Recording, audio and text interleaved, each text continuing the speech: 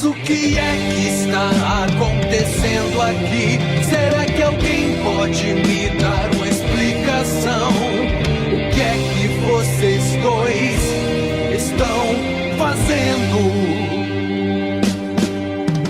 Como podem ser tão tolos, um inconsequente em que ningicida inimar? Deram mais da nossa essência, agora essas criaturas já conseguem procriar. Eu não quero a sua presença infestando e consumindo todo o meu belo jardim. Essa é minha sentença, saiam já da vizinhança, vão-se embora do Edil.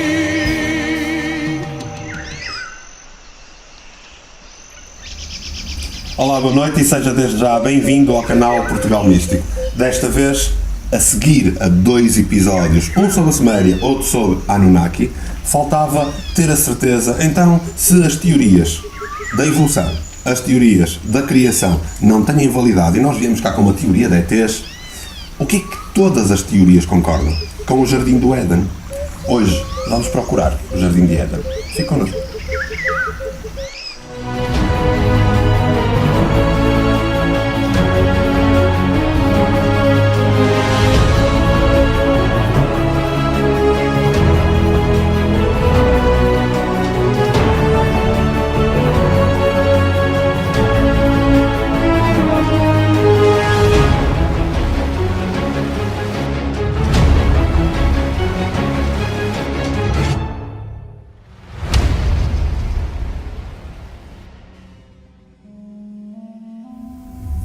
Ora então, vamos falar então sobre o Jardim do Éden. Vamos à procura dele. Exatamente, algo que todas as religiões concordam.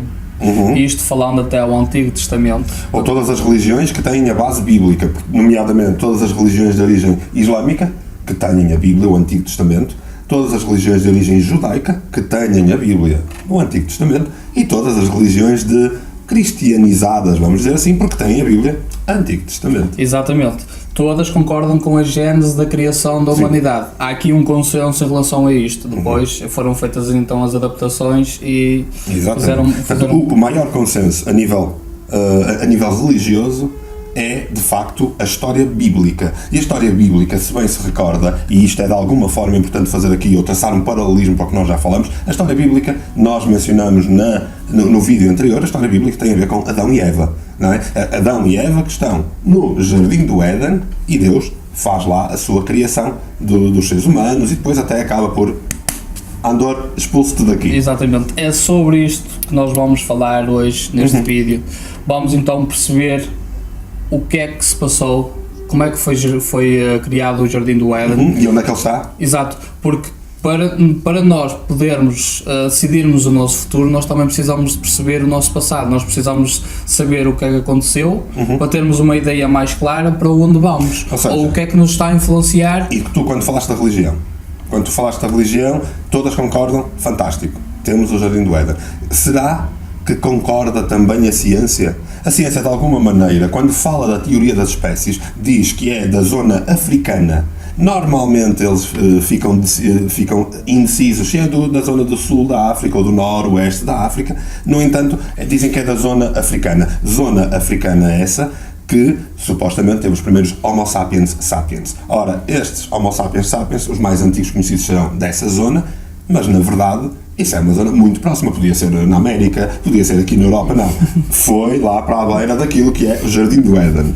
Deve haver aí algum americano que e a nossa história, na América. E a nossa história que nós falamos no vídeo anterior. A nossa história que falava de Anunnaki. Uns supostos seres que necessitam de uma ajudazinha para minar e acabam por fazer aqui a macacada. É onde? Curiosamente, as pessoas acham que o paraíso ou o Jardim do Éden é bíblico.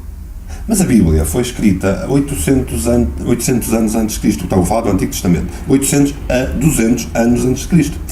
Ora, se foi escrita nessa altura e feita a manutenção do Antigo Testamento pelos judeus, se foi escrita e monitorizada pelos judeus nessa altura, então o Jardim do Éden é original deles. Não! O Jardim do Éden é mencionado já nos sumérios. E lá vamos nós à história do costume.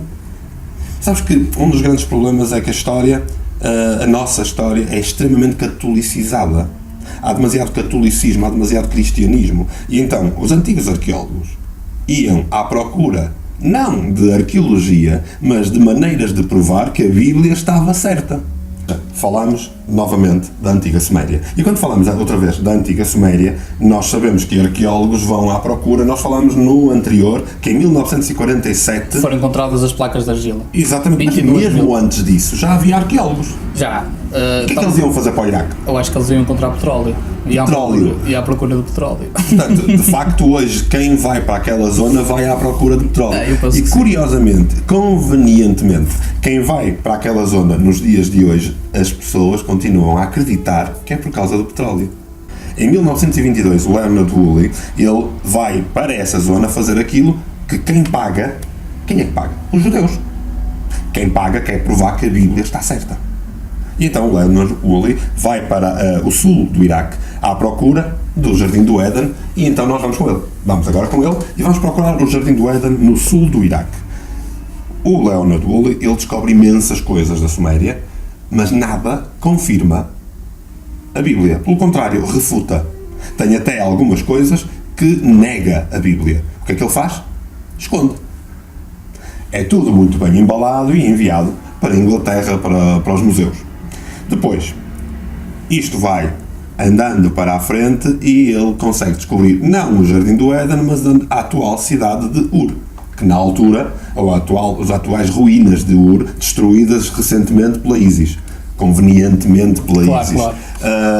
E então, a cidade de Ur que ele descobre, dá o mote para em 47, os tais 2 décadas depois, o outro descobrir aquelas placas todas. E não comprova a Bíblia. No entanto, nessas placas, mais de 2 dezenas de placas falam de uma coisa chamada Éden. Então, espera. Bem antes, na Suméria, isto aparece, sim, o Éden, a palavra Éden. Ou seja, já está na Bíblia, mas a história já remonta desde a Antiga Suméria. Exatamente. Curiosamente, na tradução, ou naquilo que se pode fazer nas traduções sumérias, vamos dizer assim, as traduções sumérias a determinada altura, porque assim, nós já falamos, em vídeos anteriores, e foi por isso que nós mencionamos, que a Suméria foi desenvolvida, todo o conhecimento sumério foi desenvolvido e registado pelos acádios, pelos babilónios, por assírios, ou seja, os caldeus. E tudo isto faz com que chegue até nós em várias disposições de linguística. Então dá para nós entendermos o que é que Éden queria dizer para eles. Éden quer dizer casa, vida. Ou seja, faz algum sentido. Criação da vida. O laboratório onde se cria a vida, sim, provavelmente. Uma espécie de campo de concentração. No entanto, são 4.000 anos antes de aparecer na Bíblia. E não um original bíblico, vamos dizer assim. E como estavas a dizer, depois parece mais um campo de concentração, mas isso quando a gente falar do Satã, a gente fala disso. Já lá iremos. Vamos continuar à procura do jardim. Vamos lá. Então, aqui, tem lógica ser no sul do Iraque? É assim, dizem que o Jardim do Éden, segundo os registros, que fica onde nasce o rio Tigres e Eufrates. Em que falam mais 2 rios. Agora não sei os nomes. Portanto, há a clara noção escrita, tanto na Bíblia, e isto é importante que entenda, tanto na Bíblia como nos registros sumérios, há a clara noção do nascimento de 4 rios, e depois que o Éden se coloca entre o Tigre e o Eufrates. Sim, ora, quando se coloca entre estes 2 rios, perto da nascente, a nascente destes 2 rios é onde? E isto seria no sul da Turquia. Naquilo que nós hoje chamamos Turquia, e aliás, diga-se de passagem, que fica num sítio bastante lógico, aliás, como pode ir vendo, é um vale que faz sentido até pelas descrições, porque obviamente que na altura da Suméria nós não vamos achar que a vegetação era luxuriante na zona que hoje é deserto. Não, as coisas mudam, mas não exageremos. Em 2000 anos não muda tudo. Portanto, eles teriam que procurar uma zona mais luxuriante, com maior vegetação, com maior criação de vida. E também controlo, porque tens que ter as Em vez de fazeres uma fortaleza, Sim. já tens as montanhas à volta. Tens as defesas naturais. Que é as atuais montanhas negras da Turquia, do sul da Turquia, que até fica perto de uma autoestrada muito usada na Turquia, que é 51, 56, acho eu, é assim uma coisa, e que curiosamente, com tão fácil acesso, então deve ser fácil, porque é um país com os seus conflitos, mas não exageremos, portanto deve ser fácil de ir lá ver se era lá o Éden, certo? Sim, mas tu não consegues ver. Porque ninguém deixa. Exatamente. Parte-se do princípio que é uma zona de conflito e como zona de conflito que não tem conflito nenhum, aliás, pela fotografia que nós mostramos deu para notar que aquilo está até bonitinho, para já, os americanos ainda não chegaram lá. Então, dá para notar que podia ser ali, mas não podemos provar nada porque os governos não deixam ir lá. Conveniente, sim. Sim, aliás, toda a zona do Iraque, principalmente onde se concentra as cidades ou as ruínas da Suméria, estão em conflito. Tu não podes ir lá visitar aquilo, senão podes morrer.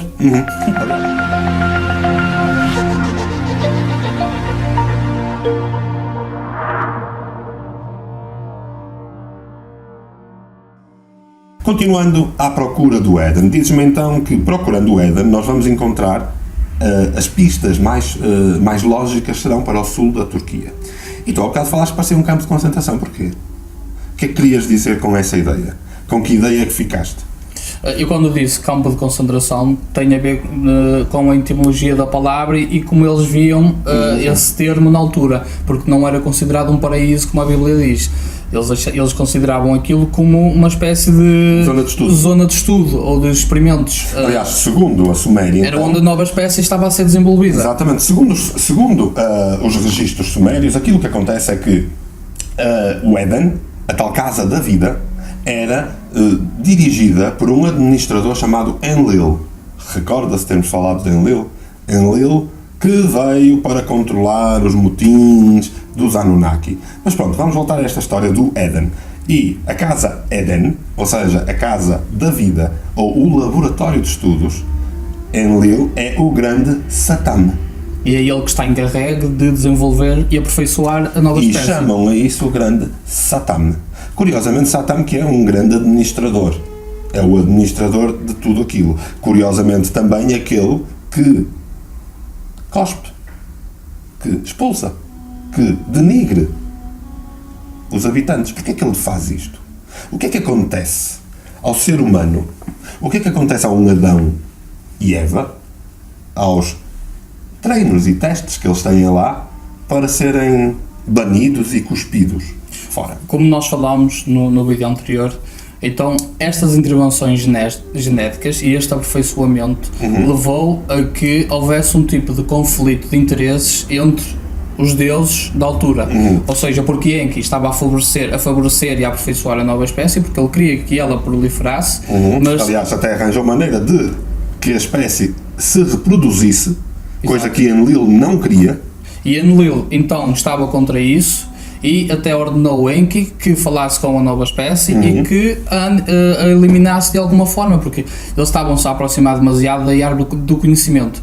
Ou seja, queres dizer como isso? É aqui que entra Enki, quando vai falar com a espécie. Enki, que lhe chamavam a serpente emplumada. Sim, ele está representado dessa forma na Bíblia e nas famosas pinturas, porque ele tenta aproximar-se da mulher e entrega-lhe a maçã do conhecimento. Maçã que é um símbolo do conhecimento. Sim. Ou seja, aquilo que aparece na Suméria não é exatamente o que está na Bíblia. No entanto, as histórias repetem-se. Adão foi, se bem se recorda, o primeiro ser humano criado por Deus e também o primeiro ser humano criado pelos Anunnaki. Curiosamente, na língua suméria, Adam quer dizer animal. E mais, o nome que está registado é que dos Adam foi criado um Adam Ki, ou seja, um animal da terra. Um animal que passava a ser escolhido. Um escolhido, afinal o ser humano ainda serve para alguma coisa, somos os escolhidos. Então e o que é que vai acontecer na Bíblia? Acontece que o tal conhecimento é entregue à mulher, a mulher partilha-o com o homem, conhecimento esse que está na simbologia típica do fruto do conhecimento, que é a maçã, e é entregue pelo Enki, que está representado como uma serpente. E o que faz depois sentido com a Bíblia. Então, se a serpente vem e entrega o conhecimento, liberta de alguma maneira o conhecimento para Eva e Adão, então quem é que os expulsa? Não é a serpente. Quem os expulsa é o grande Satã, que é Enlil. Ou, neste caso, e depois, se estiver a seguir a sua Bíblia, o Deus Jeová ou Yahvé, como preferirem. Então é expulso única e exclusivamente porque provou da árvore do conhecimento. Isto faz-me lembrar daquelas coisas, faz muito sentido isto. Exato, e em que, na minha perspectiva, estava a entregar o conhecimento que lhes permitiam perceber as novas qualidades ou as novas habilidades que teriam a partir dali, em que podiam desenvolver ferramentas para sobreviverem e prosperarem, ou então armas para atacarem e se defenderem. Ok, portanto, no fundo estava a entregar o conhecimento na forma de ferramentas, na forma de formas. Exato. De criar, era uma de ser mais. Estava a entregar a luz. A luz. Aquele que dá a luz, ou aquele que entrega a luz, é o Lucifer. Então, se pensar bem, isto faz todo sentido. Veja da seguinte maneira: quando eu tenho duas crianças, eu digo, meninos, brinquem onde quiserem, mas não toquem naquilo que está aí no meio, que é a vossa mão de semear. Que é a minha árvore favorita, tenho aquelas frutas que eu gosto muito, não toquem nessa árvore. Eu vou virar costas e aquilo que está no meio, essas gomas fantásticas que estão aí, não é para vocês comerem. E faz todo sentido, as crianças vão obedecer. Adão e Eva também obedeceram durante um tempo. Até porque depois aparece alguém e diz: olha que boa goma. A curiosidade matou o gato. Neste caso a Eva. Então, o que é que acontece? Deus, quando volta, diz: isto não pode ser. Agora que provaste o doce, vais ser como nós. E isto é o que está na Bíblia. Agora que o homem provou a árvore, o fruto do conhecimento, é como nós. Como nós. Mas será que as pessoas não leem a mesma Bíblia que eu? Não é um Deus único. Nós? Nós quem? Bem, isso não interessa nada. Pensa assim, faz todo sentido, e então toca a castigar. Toca a castigar, o que faz um sentido incrível, que é, tu, cobra, vais rastejar para o resto dos teus dias. E eu imagino a cobra, quem eu? É uma coisa que eu não queria nada. E depois, claro, a mulher, a pobre da mulher, num livro tendencialmente patriarcal que destrói o sagrado feminino, que ataca, a mulher é mais castigada. Vai ter dores no parto, vai se lembrar todos os meses disso. Curiosamente, é o único animal que tem dores no parto. E isso é explicável pela ciência. Porque há um outro animal, à face da Terra, que tem grandes dificuldades de parto ao ponto de ser infértil e nos poucos momentos em que há criação de qualquer coisa, aborta. A mula. Ou seja, os híbridos. Então o ser humano afinal sempre é um híbrido. Então espera, vamos tirar fora a Bíblia, e até porque aí provavelmente já estão a achar um excesso estarmos aqui a bater na Bíblia. Sim, mas há coisas que de certa maneira provam que houve uma alteração genética lá atrás, seja de que forma for, seja pela teoria da criação pelos Anunnaki, ou seja por outra teoria qualquer. Há uma antiga fusão de um cromossoma chamado o cromossoma número 2, segundo cromossoma, que é o segundo maior cromossoma dos 23 pares, que sustenta 8% do ADN do corpo humano. Sim, é o segundo maior, ele tem mesmo muita informação. E que é o resultado de uma antiga fusão, como eu falei, e que sustenta aqui estas capacidades de o homem de sentir, de racionalizar, ponderar, meditar, consciencializar-se da sua energia. Criar empatia. Aliás, este cromossoma, curiosamente, é um cromossoma importante, porque a ciência já o identifica no genoma, está tudo identificado, e é um cromossoma que se pode considerar um cromossoma mistério. Porquê? Porque, de facto, segundo a teoria das espécies, da evolução das espécies, este cromossoma é o que nos liberta. Este cromossoma é aquele que pode, de alguma maneira, explicar a inteligência humana que nasce repentinamente. Mas é tão repentinamente que não existe provas ou capacidades de provar que possa existir esta fusão, como tu dizes, por questões de acidente ou por questões de mutação. Mas sabe-se que foi alterado, que foi modificado e que foi estabilizado, porque de outra forma não era possível. Era um processo evolucionário que ainda não se compreende muito bem nos dias de hoje, mas que levou a que estes processos fossem necessários para haver esta fusão. Então, desse lado pode estar de alguma maneira a dizer, então afinal o vídeo de hoje não era para ir à procura do Éden? Sim, era. E nós encontramos o Éden. Onde? Na antiga Suméria. E isso é que era importante. Hoje nós vamos fechar um ciclo de 3 vídeos sobre esta temática. Breve irá haver-nos a voltar a temáticas anteriores, mas fica desde já prometido que vamos voltar a esta temática, porque há muito, mas mesmo muito por dizer. Quanto a todas estas questões que nós fomos levantando, é muito importante que entenda que estas questões são apenas questões para provocar a sua investigação. Eu e o Jorge não percebemos nada de genética. Rigorosamente. Percebes alguma coisa de genética? Não. Eu também não.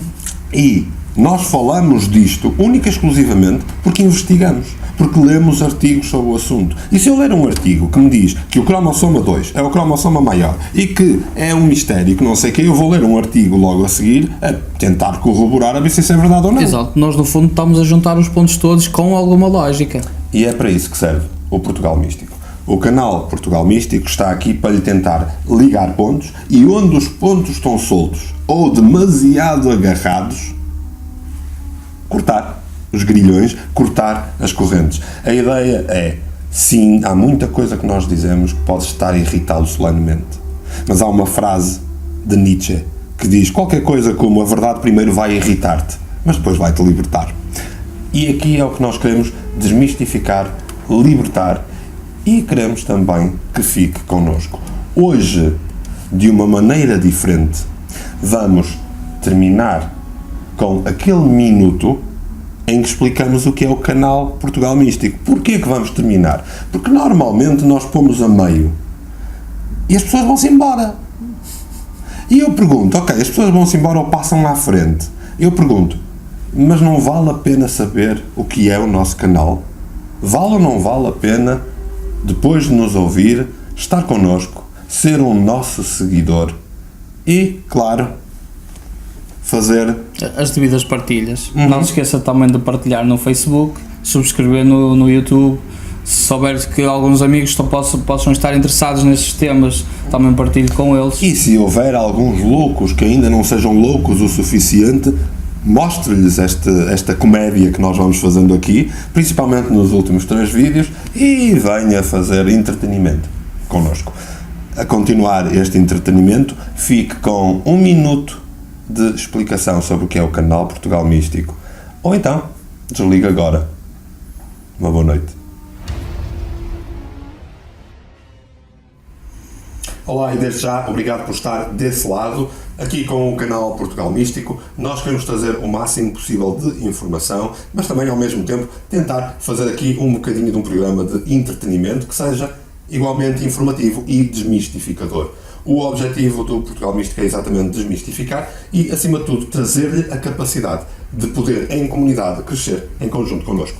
Pelo investimento simbólico de 3 euros, estará desse lado a ajudar-nos não só a fazer a manutenção dos websites, a manutenção do canal, todo o processo de controlo e criação de conteúdos, mas acima de tudo está a ajudar-nos a ajudar em que nós estamos a ajudar a Elpo e através da Elpo nós vamos podendo fazer um bocadinho mais por aqueles que estão a precisar. Por outro lado, pode também fazer um investimento ligeiramente maior, um investimento mensal que vai não só apoiar o Portugal Místico e toda a criação de conteúdos e também ajudar-nos a ajudar de uma maneira mais expressiva, de uma maneira mais intensa, e também irá trazer-lhe a capacidade de poder frequentar os nossos cursos ou ter acesso aos nossos produtos bastante mais barato, e para isso depois terá um grupo exclusivo para patronos onde poderá ter acesso a tudo aquilo que está disponível para si. Do nosso lado, aquilo que mais queremos é que se mantenha connosco e que vá crescer connosco sendo mais um seguidor do Portugal Místico. O canal Portugal Místico foi feito para si. Obrigado, até à próxima.